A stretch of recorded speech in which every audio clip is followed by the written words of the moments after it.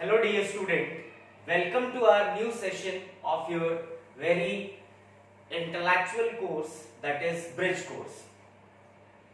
In last class we'll discuss about the chapter called kinematics, in which I'll already tell you that in this chapter, in this section of mechanics, we'll deal what kind of properties are achieved by body when the body is in motion. So our last topic will be instantaneous velocity, instantaneous speed, average velocity, average speed, average velocity vector, average speed, and instantaneous velocity vector and instantaneous speed. Now our next topic in the section of motion in one dimension is, dear student, write down acceleration. Our next topic is acceleration. So acceleration is a vector quantity. I'll write acceleration vector. So in 9th standard you already studied about acceleration, that is rate of change of velocity, rate of change of velocity vector with respect to time is called acceleration vector, is called acceleration vector. I'll write here change in velocity with respect to time. One more thing that you have to remember is velocity is a vector quantity. So any vector quantity depends on two things. One is magnitude and other is direction. So if I am talking about change in velocity, it means the change may be only direction, still velocity changes. The change may be magnitude, still velocity changes, and if both changes, magnitude as well as direction, then also velocity changes. So acceleration is equals to change in velocity vector with respect to time. In last class, I'll already tell you that time is of two types. One is your average time, which is also called time interval, represented by delta t. It will be t2 minus t1, and other is your instantaneous time, which is dt, represented by dt. What we will see here is acceleration is defined with respect to time, as the definition of acceleration is change in velocity with respect to time. In previous class I will already tell you those quantity which is defined with respect to time, as time is of two types, hence we'll define that quantity also in two different variant of time. That is, one will be your average time with respect to average time, and other will be with respect to instantaneous time. So if we have two time, that is, one is your initial time and second is your final time, then we'll define average term. And if only one time, see I am talking about what you performing between time t is equals to 2 p.m. to t is equals to 3 p.m. So I will give you two different times. One is the final time and second is your initial time. So you will tell me all about between 2 to 3. But if I am asking that what you are doing at time t is equals to 3 p.m. So I will give you only one time. At that particular instant of time, whatsoever you are doing, you will ask. So as acceleration is defined with respect to time, and time is of two types, one is your average time and another is your instantaneous time. So acceleration is also defined in two different conditions. One is your average acceleration and second is your instantaneous acceleration. So write it down. Let's suppose a particle is moving from point A to point B. At point A, the time t is equals to t1, and at point B, the time, let's suppose, t is equals to t2. So here let's say the velocity is v1, v is equals to v1, and let's suppose here the velocity v is equals to v2. So at t is equals to t1, the velocity is v1. At t is equals to t2, velocity is v2. So here in this situation, velocity changes with respect to time, or we can say velocity changes by change in time. At time t is equals to t1, the velocity of particle is v1. At time t is equals to t2, the velocity of particle is v2. So we can say that if time changes, here velocity is also changed. Hence we will say the particle achieves acceleration. And here we have two times. That's why I am saying average acceleration. So what is, my dear student, average acceleration is? Average acceleration, it is represented by a vector avg. It is equals to change in velocity with respect to time interval delta t, or I'll write in word rate of change of velocity with respect to time interval. With respect to time interval, that is delta t, is called average acceleration. And average acceleration will be represented by delta v vector by delta t, because velocity is a vector quantity. So if I write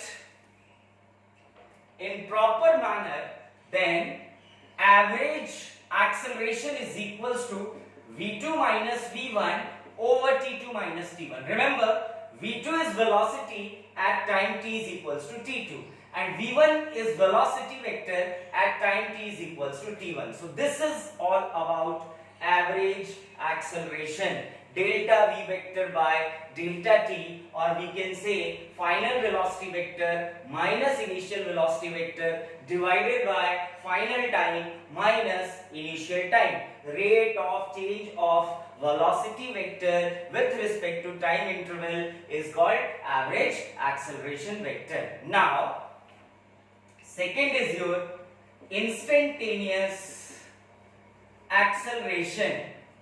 Instantaneous acceleration. So what is instantaneous acceleration? See, dear student, the acceleration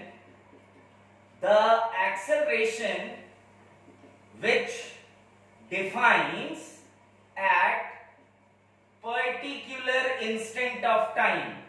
Particular instant of time is called instantaneous acceleration, and instantaneous acceleration is represented by only a vector. The arrow represents that acceleration is a vector quantity. So how will define, or how will find the relation of instantaneous acceleration? If change in time is very small, that is, it tends to 0, not equal to 0, but it tends to 0. So if I am asking that if delta t tends to 0, it means change in time is very small. Then average acceleration becomes equal to instantaneous acceleration. So if change in time is very, very small, if I put limit delta t tends to 0, then average acceleration will be equals to what, dear student? Instantaneous acceleration. So if change in time is very small, then delta t is equals to what? dt. If I am asking that limit delta t tends to 0, then change in time is very small. So dt is basically small change in time. So if change in time is very small, then it's very obvious that the velocity of particle cannot change in big manner. The change in velocity is also very small. So we'll write here instantaneous acceleration is equals to small change in velocity with respect to time, that is dv vector by dt. Or you can say here that if we will differentiate velocity vector with respect to time dt, we will get instantaneous acceleration. Remember this thing, that if you have velocity which depends on time, you can say, let's suppose the equation of velocity is like this. Let's say in question it is, let's suppose velocity is equals to 2t plus 3t square plus 3. You have to find the acceleration of particle. So here you will see that this function is depends on t, and we wish to find acceleration. Let's suppose at t is equals to 1 second. So what we have to do is, we know that acceleration is equals to change in velocity with respect to time. So the value of velocity is 2t plus 3t square plus 3. I'll already tell you how you will perform differentiation. So 2t means only 2, because 2 is constant, comes forward, dt will be 1 plus 3t square. So 3 comes in forward direction, and we all know that x raised power n, differentiation of x raised power n, in which power comes forward and will subtract 1 from power. So 2 comes outside, 2 minus 1 is only 2, so it will be 3 into 2 t, 2 minus 1, 3 is constant, differentiation of constant is equals to 0. So what we'll get? We'll get 2 plus 6t, and this is the equation of acceleration which depends on t, and we have to find acceleration as is at t is equals to 1 second. So what we have to do, we'll put the value of t in equation of acceleration. You'll get 2 plus 6 into 1, it will be 8 meter per second square. Meter per second square is the SI unit of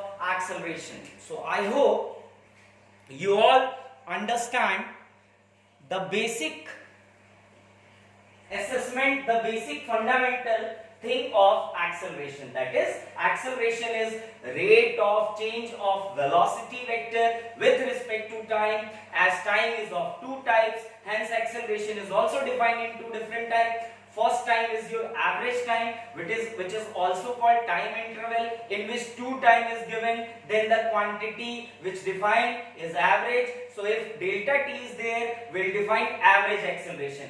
If any particular instant of time is given, then we'll define instantaneous acceleration. So remember this thing, whatsoever quantity defined with respect to time, so we have to define that quantity in two different variants, because time is of two types. First is your time interval and second is your instantaneous time, delta t and dt. Very simple. So dear student, this is all about acceleration, in which we will deal average acceleration and instantaneous acceleration. One more thing is there, that is retardation. So write down retardation. Retardation. Retardation. So retardation is nothing but negative of acceleration. Negative of acceleration is called retardation. That is, r is equals to minus a. Very simple. This is all about retardation.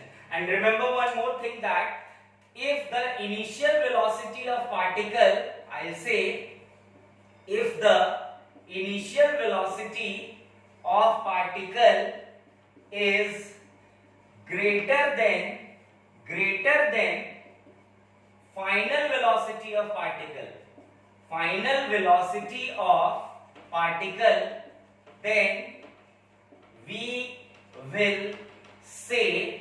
will say particle is retarding. So dear student, remember this thing, that if initial velocity of particle is greater than final velocity of particle, then we will say particle is retarding. It means the speed, or you can say the velocity of particle is decreasing. Remember this thing, if velocity of particle is decreasing or speed of particle is decreasing, then we will say the particle is not accelerating, then the particle is retarding. So remember this thing, this is all about retardation. Now we'll find some relations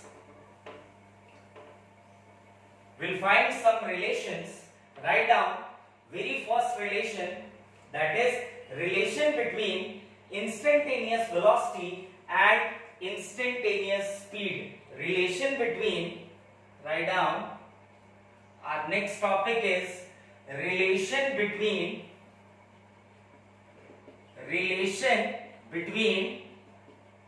magnitude of instantaneous velocity and instantaneous speed. In previous class, I'll already tell you, whenever you will compare a vector quantity with scalar. See, here velocity is vector and speed is scalar. So we cannot direct compare the vector quantity with scalar quantity. We have to take the magnitude of vector quantity. That's why I am writing here relation between magnitude of instantaneous velocity and instantaneous speed. I'll take the magnitude of instantaneous velocity because velocity is a vector quantity. So we all know that the value of instantaneous speed is represented by v, and the value of instantaneous speed is ds by dt. This is your, let's say, first equation. Now if I am talking about instantaneous velocity, it is represented by v vector, which is equals to small change in displacement vector with respect to time, that is dt. Now this is the vector term and this is scalar term. So what we have to do, we'll take the magnitude of instantaneous velocity vector, taking magnitude. And how we will take magnitude? We'll apply mod. So I'll write here apply mod on both sides to velocity vector. So I'll apply mod here. Magnitude of v vector is equals to magnitude of dr vector by dt. So one more thing, dear student, you have to understand that dt is change in time. Time never be negative. That's why time does not require mod, as mod means always positive. So what we have to do, we'll remove dt from mod. Remove mod from dt because dt is change in time and time never be negative. So delta v vector magnitude is equals to delta r vector magnitude over dt. I am taking this equation to be equation number 2. Now I divide equation 2 by equation 1. Divide equation 2 by equation 1. So what we'll write here? It is magnitude of v vector is equals to v, which will be equals to magnitude of dr by dt divided by ds by dt. Now dt get cancelled, so change in velocity vector, magnitude of velocity vector upon instantaneous speed, instantaneous velocity vector, magnitude of instantaneous velocity vector upon instantaneous speed is equals to small change in displacement upon small change in distance. dr is change in displacement and ds is change in distance. So one more thing that you have to learn is, always remember, small change in magnitude of displacement is always equals to small change in distance. You have to remember this thing, that magnitude of small change in displacement is equals to small change in distance. So if both are equal, then equal term if we divide, the result will be equals to 1. So I'll write here magnitude of instantaneous velocity vector upon instantaneous speed is equals to 1, or we can say instantaneous velocity vector is equals to instantaneous speed. So both are equal. So I'll write here magnitude of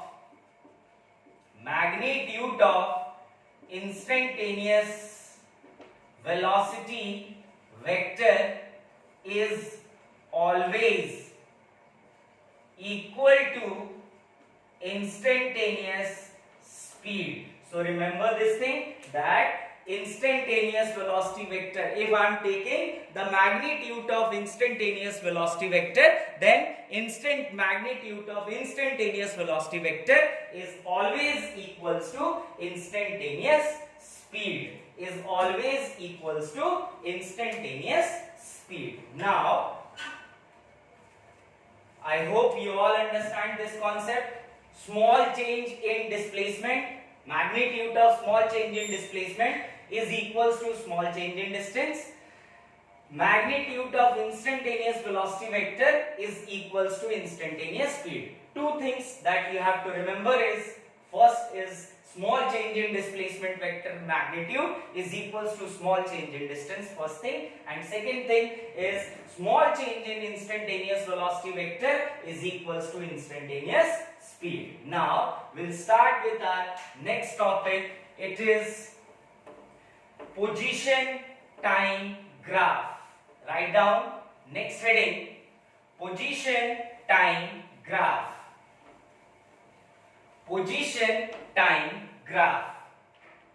See, let's suppose we have a graph like this. The topic is position time graph. I'll write here position time graph.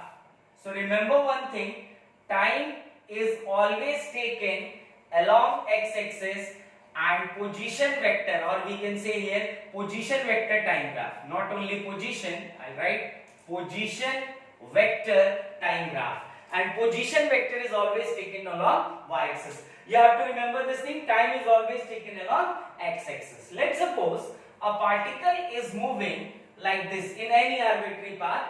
Let's suppose the particle is moving like this. In this graph, I take 2 points. Let's suppose first point is A and second point is B. As you all know, if I drop a perpendicular from A on x-axis, then the time must be something, let's say t is equals to t1. Again, if I drop one more perpendicular from B on time axis, then let's say the time t is equals to t2. If you are seeing that on both the point A and point B, this point consists some position vector, let's suppose r1, and B at point B, the position vector changes as time is changing. So let's suppose the position vector is r2 for point B. If I am taking the difference, if I wish to find this reading, then we all know it will be t2 minus t1, and t2 minus t1 is change in time, which is represented by, dear student, delta t. If I am finding this section, then the value of this section will be, I must say, r2 minus r1, or we can say change in position vector. See, if I make a triangle here, I'll join by drawing a tangent from A to B. This line is basically tangent, okay? And you are seeing here that this tangent is making some angle. Let's suppose this angle is theta. Now, you'll see, let's suppose this point is C. So, you'll see here that AC is parallel to this section, and if this section is equals to T2 minus T1, then this is also T2 minus T1, which is also equals to delta T. And similarly, BC is parallel to this section, having value delta R vector, or you can say final position vector minus initial position vector, or you can say R2 vector, position vector at T2 time minus position vector at T1 time, because R2 is position vector at T2 time and R1 is position vector at T1 time. So this line and this line in parallel, so I write BC is equals to R2 vector minus r1 vector, which is also delta r vector. Now, you all know that this theta is what? This theta is also considered to be slope. If I am finding tan theta of this slope, then we all know tan theta is perpendicular upon base. So I write here tan theta is equals to perpendicular is delta r vector upon base is delta t. So tan theta is equals to delta r vector by delta t. I am applying mod here. Apply mod on RHS. So I'll write tan theta must be equal to mod of delta r vector by delta t. I already tell you that change in time. Time never be negative, hence we not required any more mod on time. So I'll write here tan theta is equals to mod of delta r vector upon delta t. We'll also write here as tan theta is equals to mod of final position vector minus initial position vector upon t2 minus t1. So you all know that change in position vector upon change in time will gives the value of average velocity vector. So what it confirms? It confirms that if you will find the slope, if we will find, I'll write here in form of note, if we find the slope in terms of tan theta of position time graph, then that tan theta gives the value of magnitude of average velocity vector. So if we find the slope in terms of tan theta of position time graph, then that tan theta gives the value of magnitude of average velocity. You have to remember this formula, this concept, that if we have position time graph and we'll find the slope of that graph, slope means tan theta, then that tan theta can give the value of average velocity, magnitude of average velocity. So I hope position time graph, position vector time graph will be understood by all you. Now our next topic. Next topic is equations of motion with constant acceleration. This topic is studied by you in class 9, but you can prove these equations with the help of graph. Now we will prove these equations with the help of integration or differentiation, or we can say with the help of calculus method. So write down equations of motion. Write down equation of motion, equations of motion with constant acceleration. One thing that you have to remember, if acceleration is not constant, then these equations of motion are not valid. You cannot apply these equations of motion on anywhere if acceleration is variable, or we can say acceleration is not constant. So remember this thing. I'll put here note that the equations of motion is only valid if acceleration is constant. If acceleration is not constant, then these equations are not valid. Remember this thing. Now, let initial velocity of particle, let's say I am taking u1 vector, final velocity of particle, let's suppose I am taking v vector, initial velocity is considered to be u vector and final velocity is considered to be v vector of the particle. Initial time t is equals to, let's suppose t1, which we'll consider as t1 is equals to t1 let's suppose is considered to be 0, and final time, that is t is equals to t2, is considered to be t2. So what we assume that, we'll assume that the initial velocity of moving particle is u vector, final velocity of particle is v vector, initial time t is equals to 0, that is t1, and final time t is equals to t2, that is t. These equations, dear student, are proved with the help of all the fundamental equations which we already derived. I write here fundamental equations of motion. First formula which we will derive is change in position vector, that is delta r vector, which you all know that it is r2 vector minus r1 vector.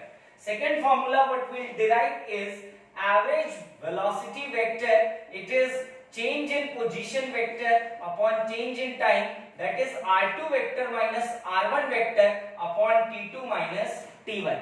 Then we will prove instantaneous velocity vector, that is dr vector by dt. Then we will prove average speed, that is v average is equals to distance upon time interval. Then we will prove instantaneous speed, which is equals to small change in distance upon small change in time. Then we will prove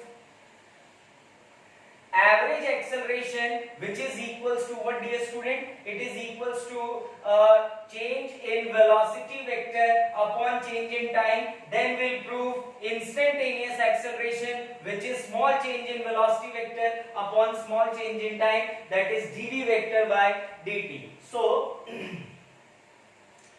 very first equation which we have to prove by calculus method is v is equals to u plus at. All the equations of motion, you all know about these equations. So I'll rub from here.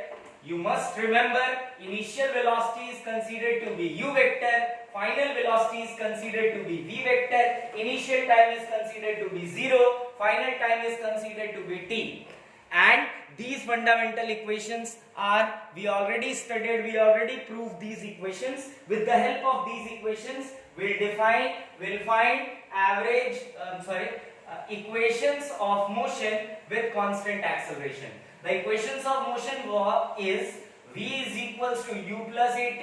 These are vector quantity. Second is displacement vector, that is delta r vector is equals to ut plus half at square, ut plus half at square, and third equation is v square minus u square is equals to 2a delta r vector.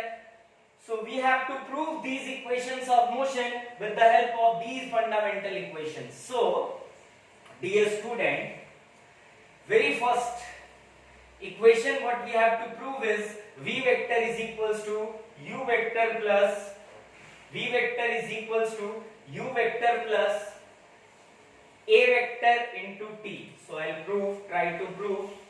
Let's suppose I am taking an equation that is a is equals to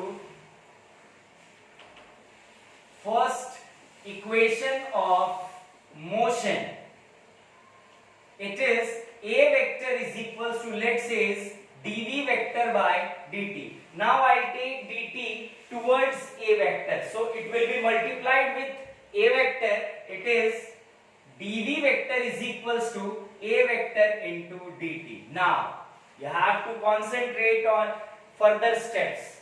Dear student, dv vector is small change in velocity vector and dt is small change in time. A is acceleration, which is constant. So dv is small change in velocity, dt is small change in time, and we all know our a is acceleration, and acceleration is always remains constant. Only then these equations are valid, what I'll already tell you. So now if you have small quantity or small change and you wish to find net change or total change, that here dv is representing small change in velocity, dt is representing small change in time, and we wish to find total change, how much total change takes place in velocity with respect to total change in time.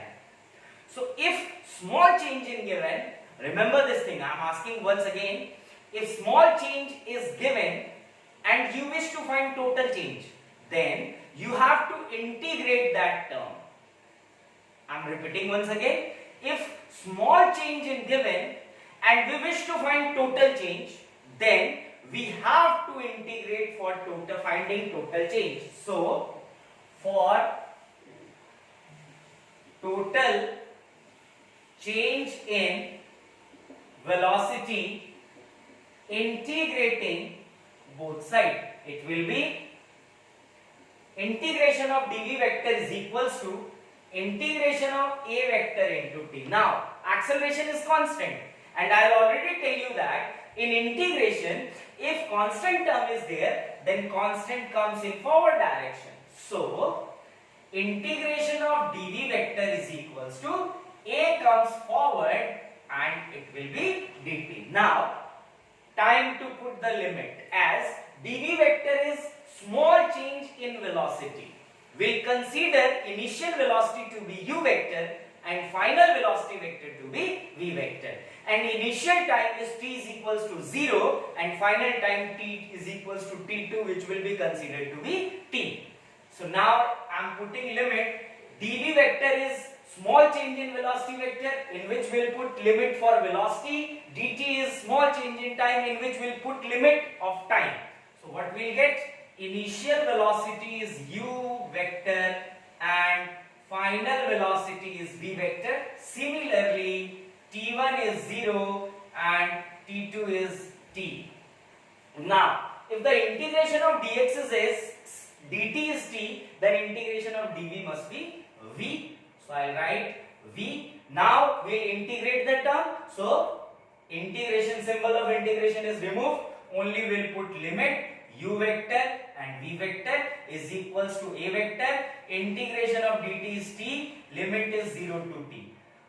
I'll already tell you that the process of putting the limit is, first you will put upper limit minus, secondly you will put lower limit. So what you will get, v vector, that is upper limit, minus lower limit is u vector, which will be equals to a vector, upper limit minus lower limit. You will get v vector minus u vector is equals to a vector into t. If we will take u this side, so v vector is equals to u vector plus a vector into t. This is your first equation of motion with constant acceleration by method integration.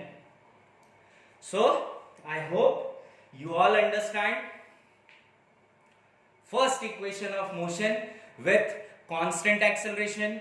Try to understand. If you cannot, rewind the video and play it once again. Try to write by your own after understanding the concept. This is all about first equation of motion with constant acceleration. Now we'll proceed with second equation of motion with constant acceleration. So write down second equation of motion with constant acceleration.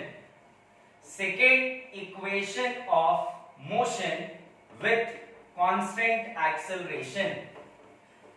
Second equation of motion with constant acceleration is our next topic. So I'll write here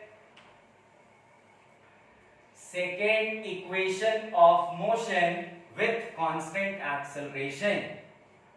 Second equation of motion with constant acceleration.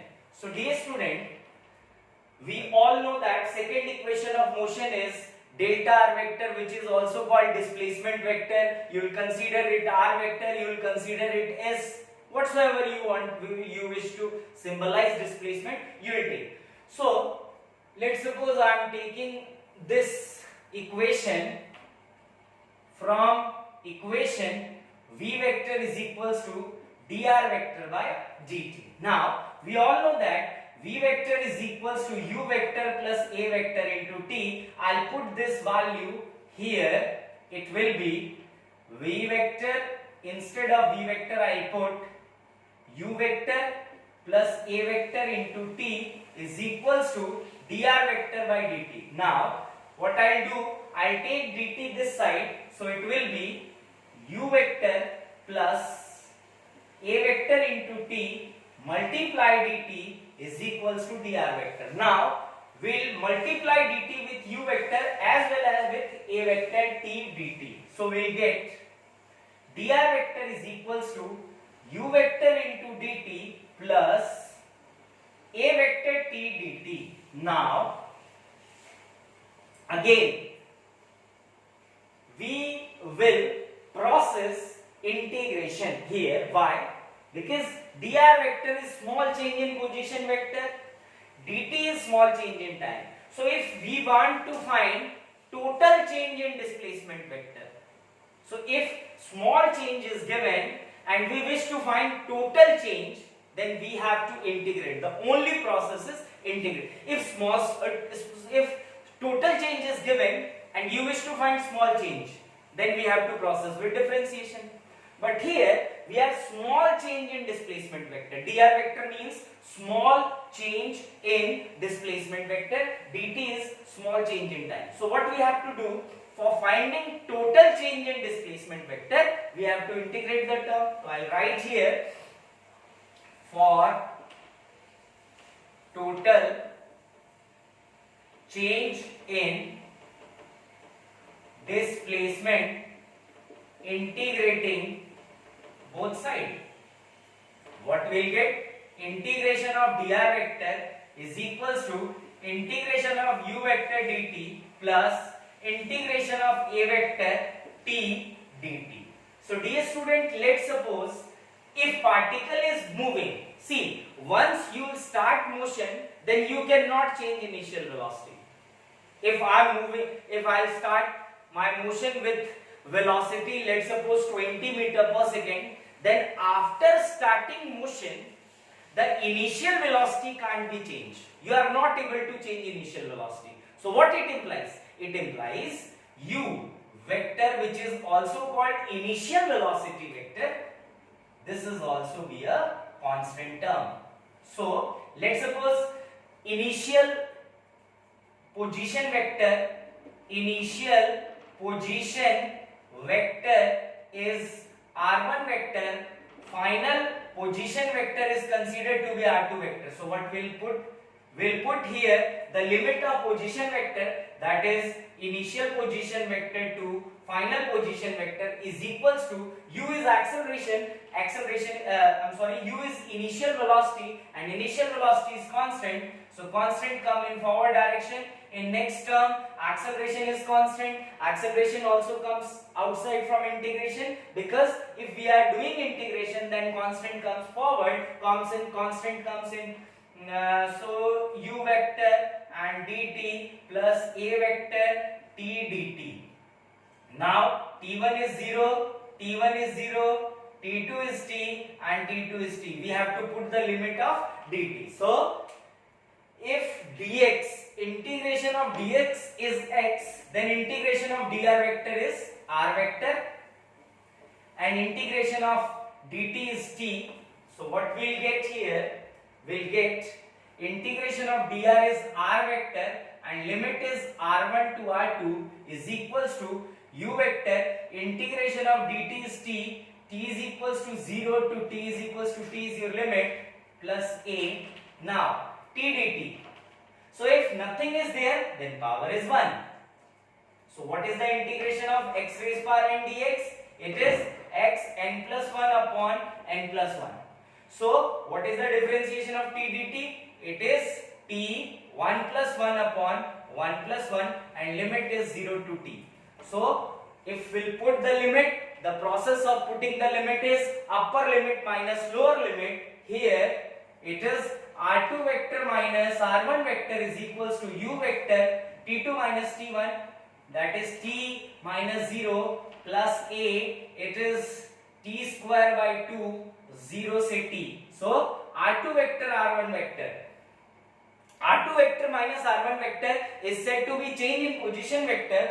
I'll write delta r vector is equals to at plus, come outside half will take outside, a vector upper limit minus lower limit, that is t square minus 0 square, will get delta r vector is equals to, I'm sorry, it is u not a, so ut plus half at square. This is your second equation of motion with constant acceleration. I hope you all understand all the equations of motion which I am proving. Try to understand, try to watch video again and again, make notes, write it down. Delta r vector is equals to u vector into t plus half a vector into t square. This is your second equation of motion with constant acceleration. Now we'll prove third equation of motion with constant acceleration. So try to solve third equation of motion with constant acceleration. See, I'll make one more fundamental formula.